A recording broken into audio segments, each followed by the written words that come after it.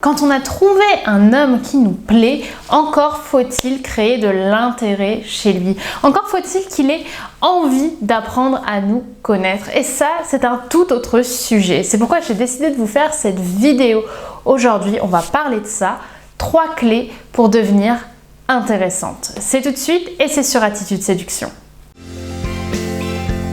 Vous allez toujours avoir un moment de votre vie où vous allez être face à une peur et vous allez avoir un choix. Est-ce que j'agis ou est-ce que je n'agis pas? Les efforts paient toujours. Le travail paie toujours.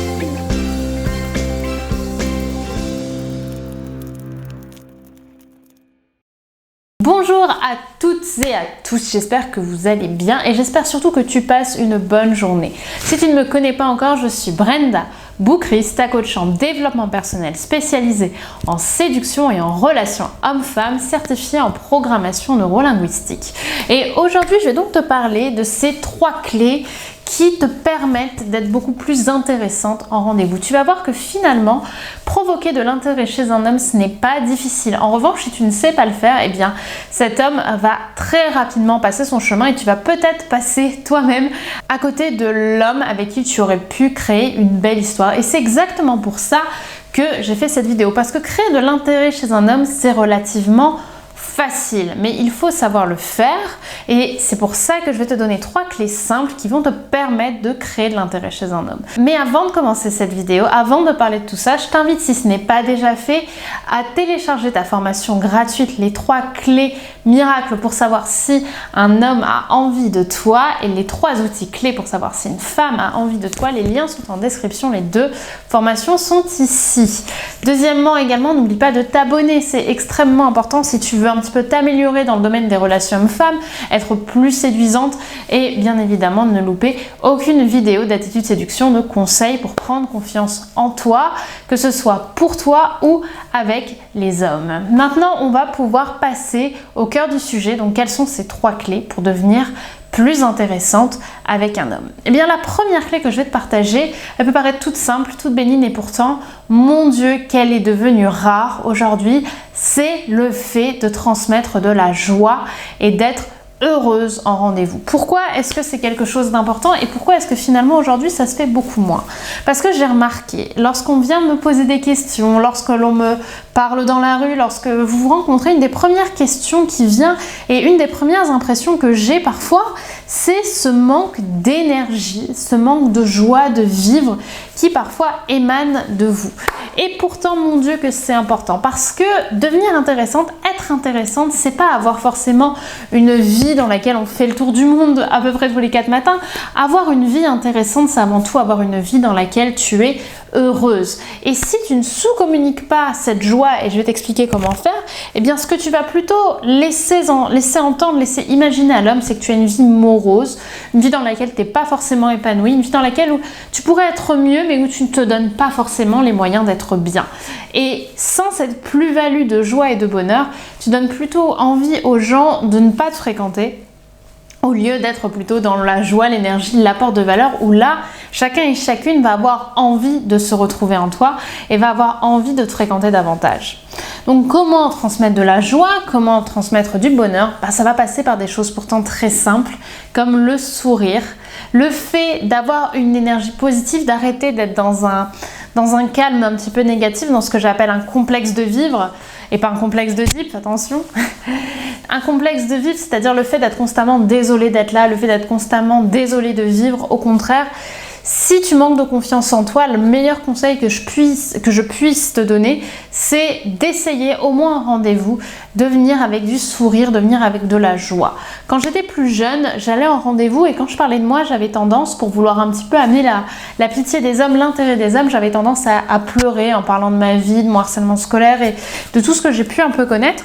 Et en fait, j'ai remarqué au fil du temps que c'était une grave erreur, surtout quand j'ai débuté un petit peu tout ce qui est drague. Au final, c'était une des pires erreurs que tu puisses faire parce que certes, l'homme va avoir de l'empathie pour toi, peut-être, mais en tout cas, il va pas avoir envie que tu sois sa compagne de vie, il va pas avoir envie d'être en couple ou d'être, en tout cas, de fréquenter une femme qui n'a pas sa propre vie, qui n'a pas son propre bonheur. Parce que ce que tu risques de faire, ne serait-ce que déjà dans ce premier rendez-vous, c'est lui pomper un petit peu son énergie vitale pour te revigoriser, pour un petit peu te réénergiser. Or, c'est pas son rôle et il le sait inconsciemment. Donc tu viens en rendez-vous avec une vraie énergie, une vraie joie et ce sera au fil du temps que vous pourrez parler un petit peu de vos failles. Mais au début, le maître mot d'un rendez-vous, ça doit être la joie, le bonheur. Donc sourire, être heureuse de vivre, montrer à quel point tu es heureuse de vivre et avoir un ton de voix énergique, parler avec un bon niveau oral et ne pas te sentir, comme je te l'ai dit tout à l'heure, désolé de vivre. Donc ça, c'est la première chose. La deuxième chose, le deuxième point qui me semble extrêmement important, c'est de communiquer tes émotions pour être un peu plus intéressant dans un rendez-vous. Pourquoi est-ce que c'est important de communiquer ses émotions? Parce que ça sous-entend son pourquoi. Et c'est ça aussi, c'est ça en vrai le cœur à mes yeux de l'intérêt qu'un homme peut te porter, en tout cas sur cette thématique-là, c'est le pourquoi. Alors qu'est-ce que le pourquoi? Le pourquoi, c'est le sens de ta vie. C'est pourquoi tu vis, qu'est-ce qui t'illumine le matin. Et ça, ça se parle notamment par, ça se sous-entend, pardon, je ne trouvais pas mon terme, ça se sous-entend, ça se sous-communique par les émotions que tu vas transmettre et le fait de partager tes émotions avec un homme. Parce que oui, parler du sens de ta vie, parler de tes émotions, parler de ce que tu ressens, c'est une aventure. Tu n'as pas besoin, comme j'ai dit tout à l'heure, de faire le tour du monde pour avoir des choses à raconter. Tes émotions, le fait de partager tes émotions, c'est déjà une aventure. Parler de ce que tu ressens, de tes aventures du quotidien, mais en y ajoutant ta signature, c'est-à-dire ce que tu vis, ce pourquoi, là, tu donnes de l'intérêt. Tu n'as pas besoin d'avoir vécu des choses extrêmement atypiques, extrêmement différentes du commun des mortels pour avoir une vie intéressante. Un pourquoi, ça peut être tout simplement expliquer à un homme pourquoi tu l'as emmené dans tel café, par exemple lors du deuxième rendez-vous. Imaginons que le premier, c'est lui qui a choisi le lieu. Bien là, tu vas pouvoir l'emmener dans un café ou dans un bar toi-même. Pourquoi pas? Moi, c'est quelque chose que j'aime bien faire lors du deuxième rendez-vous. Et dans ce cas-là, tu vas lui dire, voilà, j'ai eu envie de t'amener ici parce que pour moi. Et là, tu expliques un petit peu ce qui est intéressant dans ce bar vis-à-vis de ta vie. Là, tu montres que tu as un libre arbitre, tu montres que tu n'as pas peur aussi de dire les choses, de ressentir les choses et d'expliquer un petit peu ce que tu ressens, encore une fois, même si je me répète un petit peu. Ou encore, lorsque tu as changé, je sais pas, de travail, lorsque tu as choisi de travailler dans tel domaine, il y a bien un pourquoi à cela et c'est ces émotions-là que tu as partagées. Ne reste pas en surface des choses. Je te dis pas encore une fois de parler de ton dark side, de parler de ta zone d'ombre comme on dit, ou de ce que tu complexes entre guillemets d'avoir chez toi, mais je te demande de partager plutôt finalement tes valeurs, ce qui fait que tu as choisi tel type de vie, ce qui fait que tu as choisi quel type de quotidien, est-ce que tu as choisi tel type de travail, tel type de restaurant, tel type de vêtements. Ce sont ces choses-là, ne serait-ce que la ville dans laquelle tu habites, ce sont ces choses-là qui déterminent aussi pourquoi tu es telle personne, pourquoi tu es Marie, pourquoi tu es Angeline, pourquoi tu es Marilyn, je sais pas. Mais c'est typiquement ces impressions, ces émotions. Parce que tes émotions, encore une fois, sont une aventure. Est-ce que ça va montrer à l'homme, encore une fois, on sait que tu as finalement ton propre caractère, que tu sais pourquoi tu fais les choses et donc que tu as de l'intérêt. Puisqu'une personne qui a ces impressions, qui ose les assumer, c'est une personne dans laquelle on a envie de creuser, qu'on a envie d'en savoir plus parce que c'est rare. Et à ce moment-là, tu te démarques. Et enfin, le troisième point, ça va être tout simplement de te démarquer par la taquinerie. Oui, je vous en parle souvent de la taquinerie parce que c'est très important d'oser déplaire. Une femme qui ose déplaire, un homme aussi qui ose déplaire, c'est une personne qui a de l'expérience pour ne pas avoir peur des réactions des autres et de l'avis des autres. Et une personne qui n'a pas peur de l'avis des autres ou de l'opinion, du regard des autres sur soi, c'est une personne qui a combattu énormément de croyances limitantes. Et si l'homme n'arrive peut-être pas à mettre des mots aussi clairs sur ce qu'il pense vis-à-vis de toi comme je le fais là, c'est pourtant ce qu'il va penser dans la plupart des cas. Une femme qui ose déplaire, c'est une femme qui sait jouer. Une femme qui sait jouer, ça provoque l'intérêt et ça stimule. Parce que Rappelle-toi, ce qui va faire que tu vas être intéressante aussi, c'est le fait que tu te démarques par la personne que tu es, par ton identité.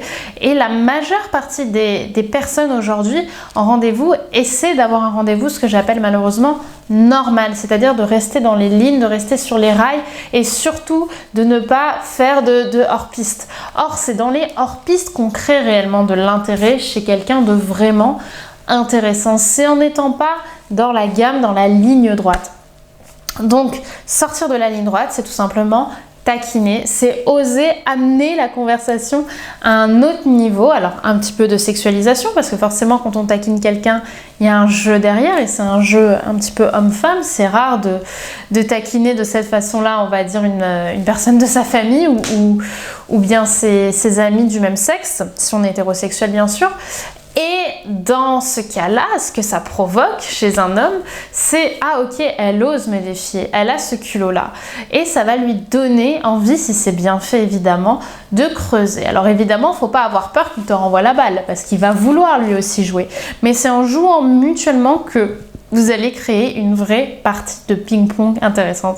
Et après une vraie partie stimulante, que ce soit d'ailleurs en image dans un sport, la seule chose qu'on a envie de faire, c'est d'aller se reposer, de passer un moment avec l'adversaire que tu as eu pour partager, rire, surtout si c'est quelqu'un avec qui tu es un minimum proche. Donc c'est vraiment ce que je t'invite à faire, oser taquiner, et à deux, vous allez un petit peu comme ça vous donner de l'énergie mutuellement, vous allez créer votre propre souvenir, vous êtes en train de créer votre propre relation, un petit peu coupée du monde, coupée des rails, et c'est ce qui va lui donner l'impression que tu es unique, parce que ce qu'il vivra avec toi, ce sera différent et ce sera unique. Voilà pour cette vidéo, j'espère qu'elle t'aura plu, mais attention, ce n'est pas terminé, j'ai autre chose à te dire. Aujourd'hui, nous sommes à J-27 avant la conférence que nous organisons avec Jessica Pirbet, 30 jours pour trouver l'amour. Cette conférence, on l'a fait à Paris, à Bastille, dans un lieu magnifique où vous allez pouvoir nous rencontrer le dimanche 23 juin à 16h, de 16h à 18h, pendant 2 heures pendant lesquelles on va parler d'amour, de relations, de sexualité, de développement personnel. On va parler un petit peu de comment c'est possible de trouver l'amour en 30 jours si on fait les choses bien. Ça va être un concentré de qualité pendant lesquels vous allez apprendre le meilleur finalement de nos conseils, de notre expertise, de tout ce qu'on apprend à nos coachés premium. Donc si tu as envie d'avoir une première impression de ce que peut être un coaching, si tu as envie d'amener ta vie à un autre niveau, mais que pour l'instant tu hésites, tu sais pas trop, je t'invite vraiment à venir à cette conférence parce qu'on va vraiment discuter de ces choses-là qui te perturbent le soir, comme le fait de te demander si finalement t'es pas fait pour être célibataire, si ton manque de confiance en toi, il risque pas de t'handicaper dans ta vie amoureuse ou même dans ta vie personnelle ou professionnelle, si le fait que le sexe opposé ne soit pas attiré par toi, c'est pour certaines raisons. Et on va te parler des solutions à tout ça, parce que ces solutions, on les a et elles ont déjà aidé des dizaines d'hommes et de femmes à résoudre leurs soucis amoureux, leurs complexes amoureux, leurs complexes personnels, leurs complexes physiques. Et pourtant, ces gens-là ont trouvé l'amour aujourd'hui. Donc s'ils l'ont fait, tu peux le faire aussi. Je t'invite donc à prendre ta place. Tu as un petit lien en description qui va te permettre d'en savoir plus sur la conférence et surtout de réserver ta place parce que les places sont limitées et qu'il n'y en aura pas pour tout le monde. Déjà, un grand merci à tous ceux qui ont décidé de venir. J'ai hâte de discuter avec vous, notamment grâce à l'apéro qu'on organise juste après. Et je serai ravie de vous retrouver à Paris le 23 juin pour parler d'amour et pour parler de vous. Je vous remercie, je te remercie d'ailleurs d'avoir regardé cette vidéo. Je te dis au 23 juin, rendez-vous en description pour prendre ta place et d'ici là, à très vite. Bye bye.